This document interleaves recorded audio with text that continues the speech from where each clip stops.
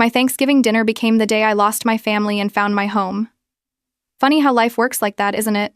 One moment you're driving down I-35 with butterflies in your stomach, rehearsing how you'll introduce your boyfriend to your parents, and the next, you're packing your childhood into a suitcase while your mother tells you to never come back.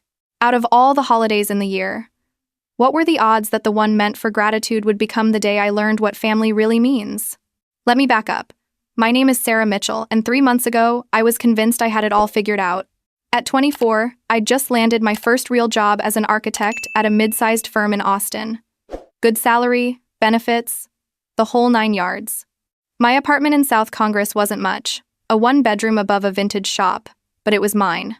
And I had Marcus. Marcus Chen. God, where do I even start with Marcus? We met freshman year at UT Austin, both of us in that massive introduction to design thinking class. He sat 2 rows ahead of me, and I spent more time watching him sketch ideas in his notebook than paying attention to the professor. We became friends first, study buddies, then something more by sophomore year.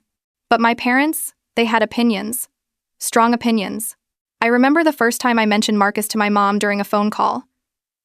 I was 19, giddy and stupid in love. He's pre-engineering, Mom. Really smart. We're thinking about taking a road trip to Marfa over spring break. The line went quiet for too long. Then, Marcus. That's an interesting name. What's his last name? Chen? Marcus Chen. Another pause. I see. Well, Sarah, you're young. You should focus on your studies. Date around. Don't get too serious with anyone right now. But I heard what she didn't say. I heard it loud and clear. My father was less subtle when I brought Marcus home for a weekend during junior year. Dad took one look at Marcus, shook his hand with the grip of someone trying to establish dominance, and spent the entire visit asking pointed questions about Marcus's family. So, your parents run a restaurant? Vietnamese food, you said? That's nice. Must be hard work. The condescension dripped from every word. Marcus handled it like a champion. He always did. Yes, sir, Mr. Mitchell. They've been running Golden Phoenix for 15 years now. Put me and my sister through college with that restaurant. After Marcus left, Dad cornered me in the kitchen. Sarah, honey, you're a bright girl. You're going to be an architect. You're going to make something of yourself. You need to think about your future. About compatibility. What are you trying to say, Dad? He set down his coffee mug harder than necessary. I'm saying that boy comes from a different world than ours. His family runs a restaurant. His parents are immigrants. You need someone who can match your ambitions. Someone from a similar background. You mean someone white. I mean someone suitable. He walked out before I could respond. Marcus and I broke up 3 weeks later. Not because I wanted to, but because the pressure became too much. My mother called weekly with reminders about my future, about not throwing away opportunities, about how I was too young to be tied down. She'd mentioned sons of her friends, boys I'd grown up with, who were now in law school or medical school. Jason Peters is back from Harvard. His mother says he's single. You two were such good friends in high school. So I ended it. Sat in Marcus's apartment, the one he shared with 3 roommates, and broke both our hearts because I was a coward who cared too much about my parents' approval. That was 3 years ago. Marcus went on to graduate, started working at a tech company, then quit to start his own thing. I finished my architecture degree, got my job, dated a few guys my parents would approve of, guys with names like Brett and Connor who worked in finance and wore boat shoes. None of them made me feel anything. Then 6 months ago, I ran into Marcus at a coffee shop on 6th Street. He was there with a laptop, clearly deep in work mode, wearing the same concentration face I remembered from our study sessions. Before I could overthink it, I walked up to his table. Hey, stranger, is this seat taken? He looked up, and I watched recognition, surprise, and something else flash across his face. Sarah. Wow. Hi. We talked for 4 hours.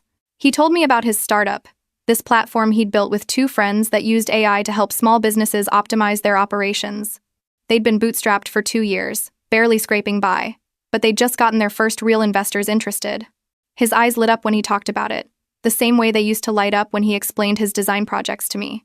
I told him about my work, about the affordable housing project I was helping design, about my tiny apartment and my complicated relationship with my career and my parents and everything. You're still letting them control your life, he said, not unkindly. After all these years, that's not fair. Isn't it? Sarah, you broke up with me because your dad didn't think I was good enough. Has anything changed? It stung because it was true. We left the coffee shop and I thought that would be it. Closure or whatever. But he texted me that night. Want to get dinner sometime? No pressure. Just two old friends catching up. We got dinner, then coffee again. Then he invited me to a launch event for his startup. Before I knew it, we were spending 3 nights a week together, falling back into our old rhythm like no time had passed at all. Except everything was different now. We were different. Adults with careers and bills and real problems. The love felt deeper, more solid. 2 months in, Marcus looked at me across the table at Ramen Tatsuya and said, I don't want to waste any more time, Sarah. I love you. I never stopped. But I need to know this is real for you. I need to know you're not going to run away again when your parents disapprove. My heart hammered in my chest. I'm not running. Not this time. Then I need you to tell them. I need you to choose us. For real. That's how I ended up driving to my parents' house in Cedar Park for Thanksgiving. Marcus in the passenger seat, my stomach in knots. We'd been officially back together for 4 months. My parents didn't know. I'd been dodging their questions about my dating life, changing the subject, making excuses. But Marcus was right. It was time. You sure about this? Marcus asked as I pulled into the driveway of my childhood home. The 2-story colonial looked exactly the same as always. American flag on the porch, my mother's seasonal wreath on the door, my father's truck parked at an angle in the garage. No, I admitted. But I'm doing it anyway. He squeezed my hand. I'm right here. Mom answered the door with her hostess smile, the one she used for church friends and neighbors. Sarah! Oh, we're so glad you, Her smile faltered when she saw Marcus behind me. Oh, I didn't realize you were bringing someone. Hi, Mrs. Mitchell, Marcus said, extending his hand with that easy confidence I'd always admired. Thank you for having me. Mom's hand moved automatically to shake his, but her eyes found mine with a look that said we would be talking about this later. Of course. Come in, both of you. Dad was in the living room, watching football with a beer in hand. He stood when we entered, and I watched his face cycle through confusion, recognition, and something cold. Tom, you remember Marcus Chen from when Sarah was in college, Mom said, her voice tight. I remember. Dad's handshake was brief. Didn't realize you two were still in touch. Actually, Dad, we're back together. We've been dating for 4 months now, and it's serious. I said it fast, like ripping off a Band-Aid. The silence that followed felt endless. Mom's smile had vanished completely. Dad's jaw worked like he was chewing something tough. Well, Mom finally said, why don't you two get settled? Dinner will be ready in an hour. The hour before dinner was excruciating. Marcus helped Mom in the kitchen because that's who he is, despite the frost in her responses. I sat with Dad, trying to make small talk about work, about the Cowboys game on TV, about anything other than the elephant in the room. He gave one-word answers, his eyes never leaving the screen. When we finally sat down for dinner, the tension was thick enough to cut. My younger brother Josh had shown up with his girlfriend Emma, and they seemed to sense something was wrong immediately. Everyone loaded their plates in silence. Mom's famous turkey might as well have been cardboard in my mouth. So, Marcus, Dad said finally, setting down his fork with deliberate precision. Sarah tells us you two are serious. What is it you do for work? Here we go. I'm a co-founder of a tech startup, sir. We build operational software for small businesses. A startup. Dad said it like Marcus had admitted to being unemployed. So no steady income? No benefits? No real job security? Dad, I warned. It's okay, Marcus said calmly. It's a fair question. We're pre-revenue right now, but we've got strong investor interest. We're actually in the middle of raising our Series A. Dad laughed. Actually laughed. So you're living off other people's money, hoping your little app takes off. That's not a career, son. That's a gamble. Tom, Mom said quietly, but not because she disagreed. Because we had guests. I think I have a right to understand what kind of future my daughter is signing up for, Dad continued.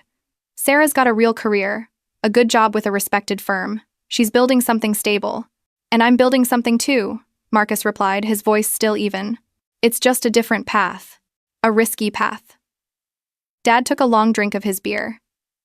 Sarah, honey, you're not thinking clearly. You're 24 years old. You've got your whole life ahead of you. You don't need to tie yourself down to someone whose idea of success is begging for venture capital. My face burned. His startup is doing really well, actually.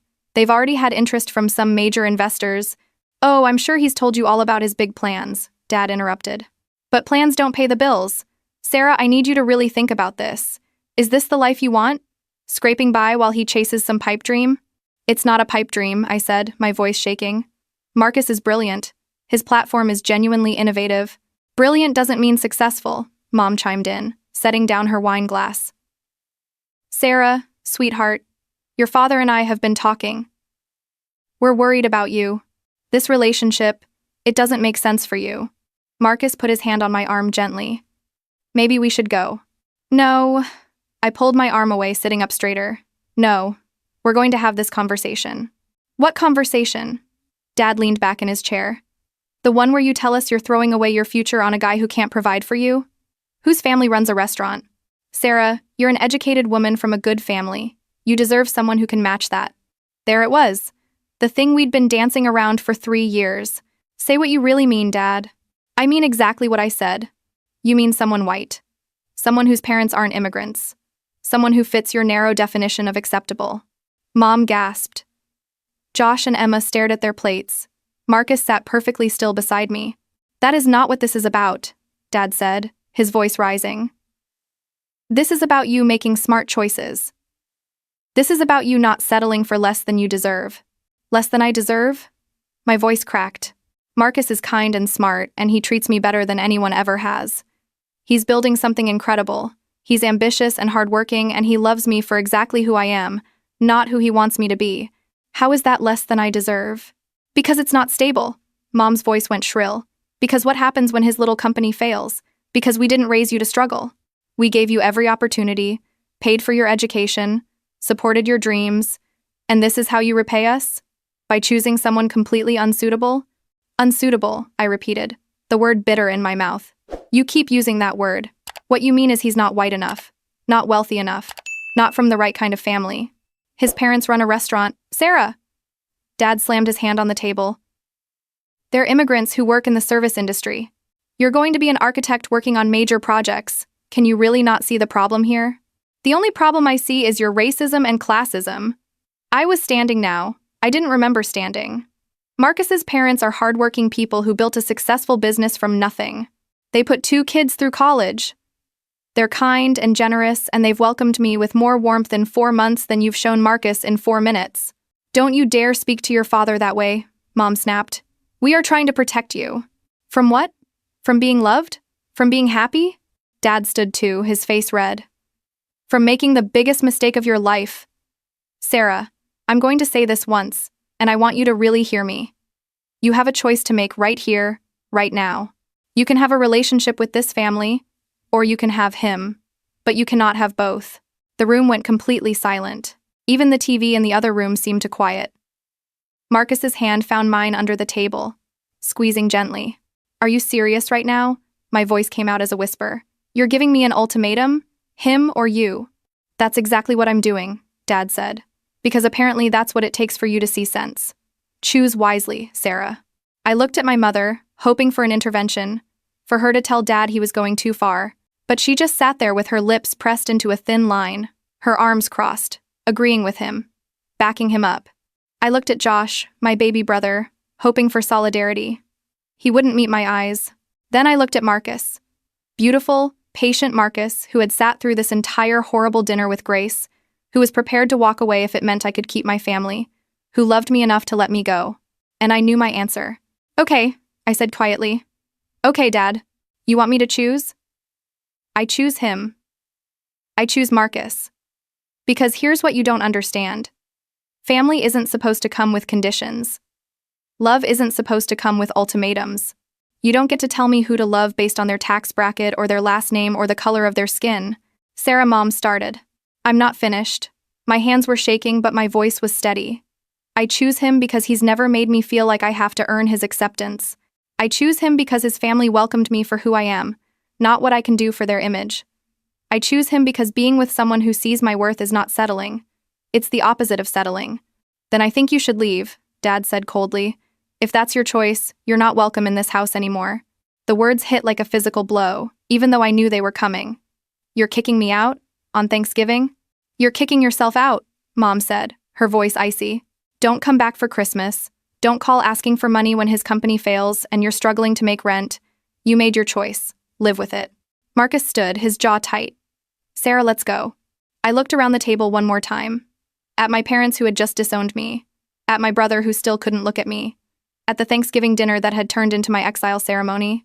You're going to regret this, I said quietly. Not today. Maybe not even next month. But someday you're going to realize what you threw away and I won't be there anymore. We left. I don't remember walking to the car. I don't remember the drive back to Austin.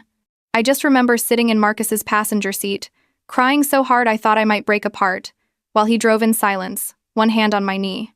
We pulled up to his apartment complex, and he finally spoke. You can stay here as long as you need. The couch pulls out, or you can take my bed, or I don't want the couch. He looked at me understanding. Okay. We went upstairs, and I expected it to be just us. But when Marcus opened the door, his apartment was full. His parents, Mr. and Mrs. Chen, were there. His younger sister, Lily, was curled up on the couch. They all looked up when we entered, and I realized Marcus must have texted them what happened. Mrs. Chen was on her feet immediately, pulling me into a hug before I could even process it. Oh, sweetheart. Oh, Sarah. Come here. And I just broke. I sobbed into this woman's shoulder, this woman I'd only met a handful of times, while she held me and rocked me and made soft, soothing sounds. You're okay, she murmured. You're safe. You're with family now. Mr. Chen appeared with a cup of tea. Lily brought me a box of tissues and sat next to me, rubbing my back. Marcus hovered uncertainly until his mom gestured him over. And then we were all just sitting there in this small living room, these people who barely knew me treating me like I'd always belonged. I made pho, Mrs. Chen said after I'd calmed down enough to breathe properly. You need to eat something. Come. I tried to protest, but she wouldn't hear it. We all crowded into the tiny kitchen, and she ladled steaming bowls of soup, rich and fragrant and healing.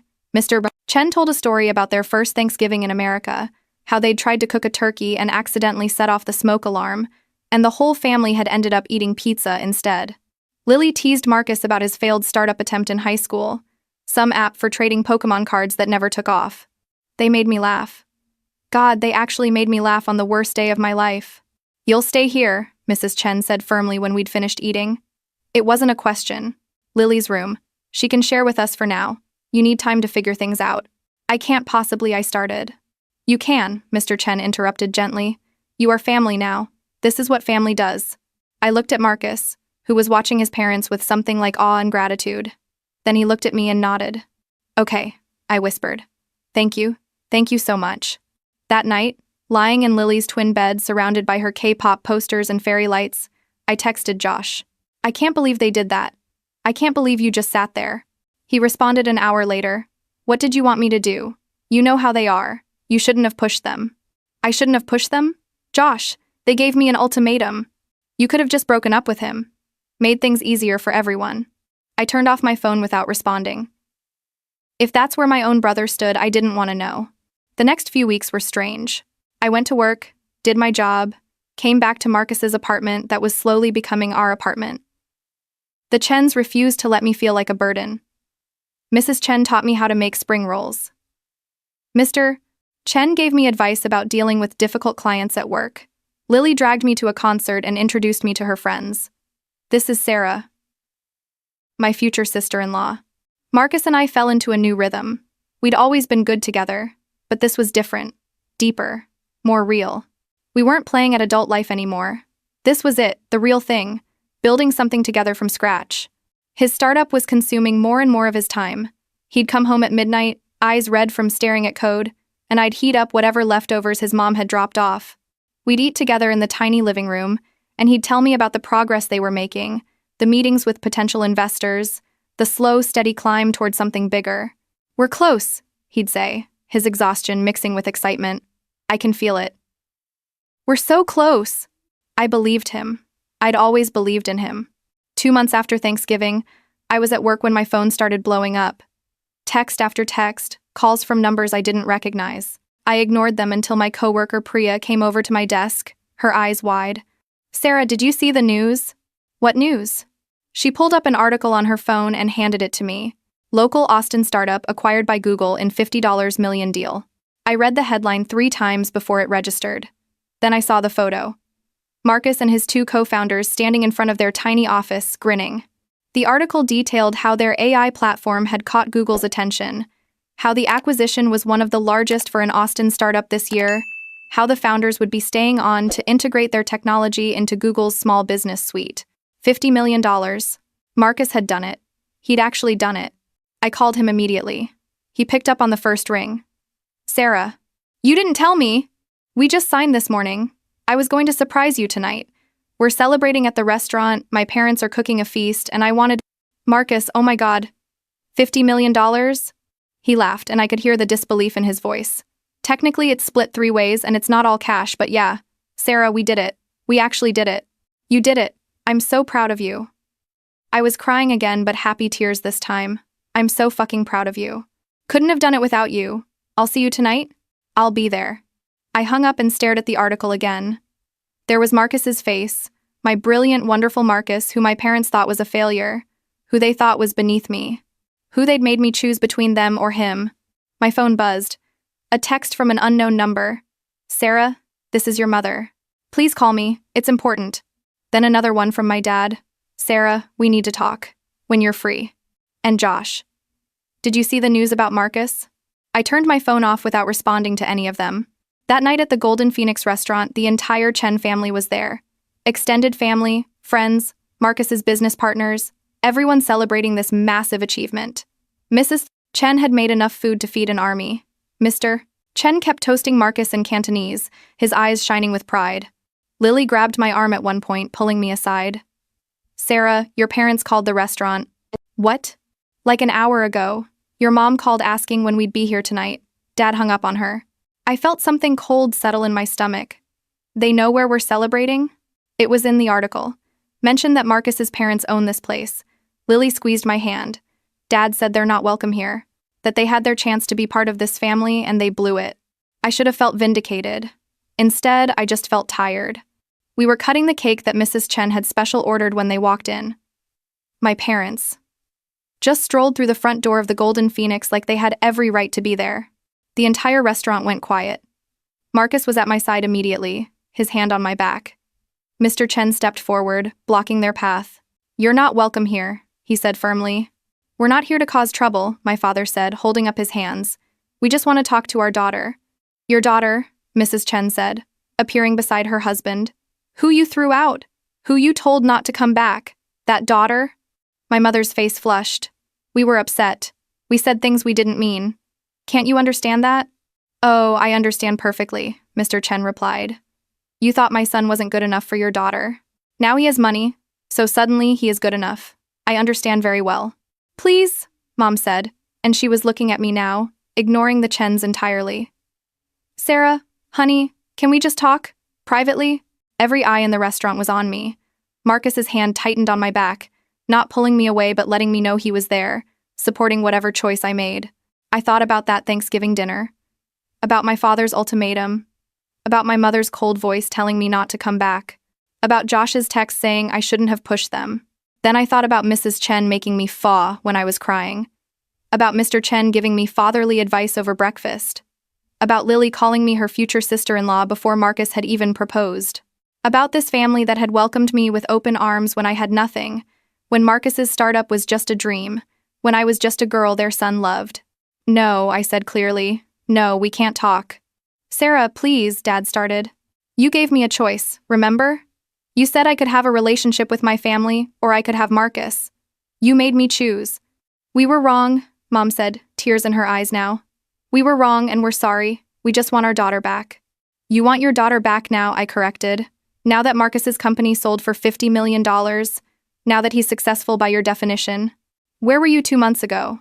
Where were you at Christmas? You told me not to call when his company failed, remember? You said to live with my choice. We said things in anger, Dad said. Surely you can understand that. We're your parents. We love you. Love doesn't come with conditions, I said, and my voice didn't shake at all. Love doesn't have ultimatums. You didn't love me. You loved the version of me that did what you wanted. That's not true, Mom protested. Isn't it? Tell me honestly right now. If Marcus's company hadn't been acquired, if he was still broke and struggling, would you be here? Would you be asking to talk? They didn't answer. They didn't need to. The answer was written all over their faces. Here's what's going to happen, I said, feeling Marcus's hand squeeze mine now. In 6 months, Marcus and I are getting married. You're invited, as guests. You'll sit in the back. You won't walk me down the aisle. You won't give a toast. You won't be in the family photos. Because you're not my family anymore. Sarah, Dad said, his voice breaking. Don't do this. I'm not doing anything. You did this 2 months ago at a Thanksgiving dinner. And here's the thing you'll never understand. I would have made the same choice even if Google had never called. Even if Marcus's company had failed. Even if we'd struggled for years. Because he's worth it.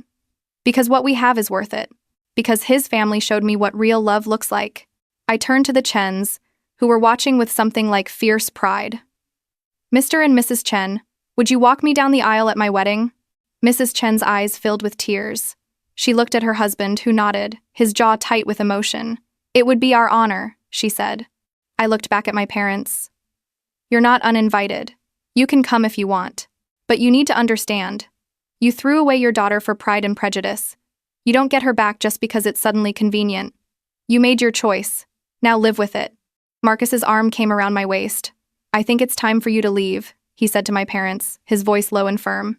They left. My mother was crying. My father's face was red with shame or anger or both. I watched them go and felt nothing. No guilt, no regret. Just a strange sense of peace. The restaurant erupted in applause. I don't know who started it, but suddenly everyone was clapping and cheering. Mrs. Chen pulled me into another one of her crushing hugs. Lily was crying and laughing at the same time. Mr. Chen shook Marcus's hand firmly, then pulled him into a hug too. You picked a good one, he said to Marcus, gesturing at me. Strong, like her mother-in-law. Mrs. Chen swatted his arm, but she was smiling. We went back to celebrating, cut the cake, made toasts, danced to the mix of American pop and Chinese ballads that Lily had put together.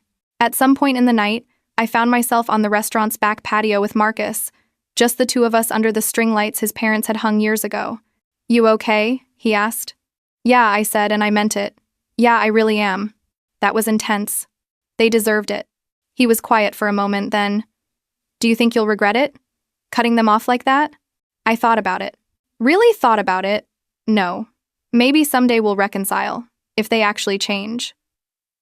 But they need to understand that they don't get to treat people like commodities.